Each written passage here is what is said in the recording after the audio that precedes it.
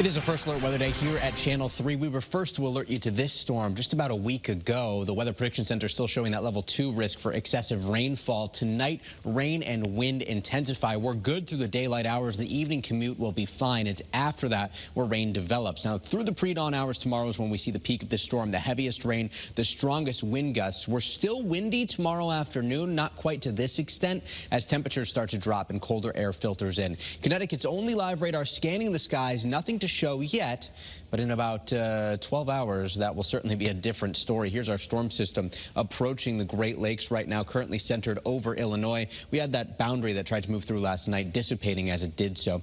First Alert Futurecast shows that for us, our rain develops between about 9 p.m. tonight and midnight. That's when we see our first rain showers, and we quickly go from a light, steady rain to much heavier rain. Here's 3 in the morning. So through the morning newscasts here, tomorrow we will have some of our heaviest rain passing through, with everything wrapping up by about 8 or 9 o'clock tomorrow morning. That's it for the rain, but the wind continues, and then during the day on Sunday, we could see a few flurries. Check out these snow showers that develop on the backside of the storm system.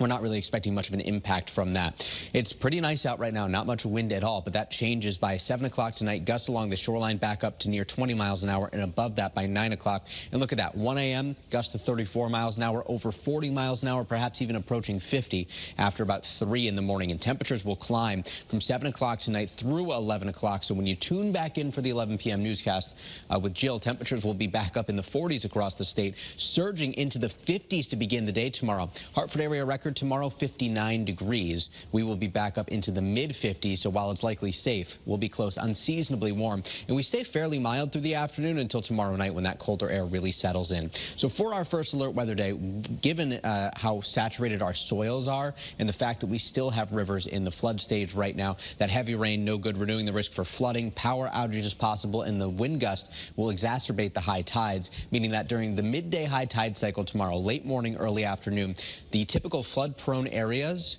could see some coastal flooding. We have coastal flood warnings for Middlesex and New London counties, coastal flood advisory for New Haven and Fairfield County. Here's a picture of the Connecticut River right now in Haddam Neck. A lot of debris in the river, given how high it is, and there is a flood warning for Middle Haddam on the Connecticut River. We still have active flood warnings for the Housatonic and the Farmington River, too.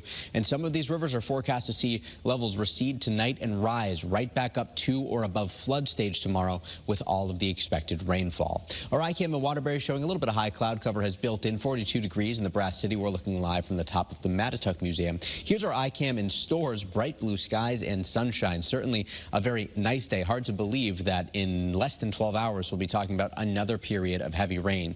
Temperatures well above freezing. We're into the 40s, in fact, even a little bit above average. Tomorrow, we start the day off in the 50s as temperatures fall back through the afternoon. And on the First Alert 7-day forecast, we're expecting, again, flurries on Sunday. It's breezy.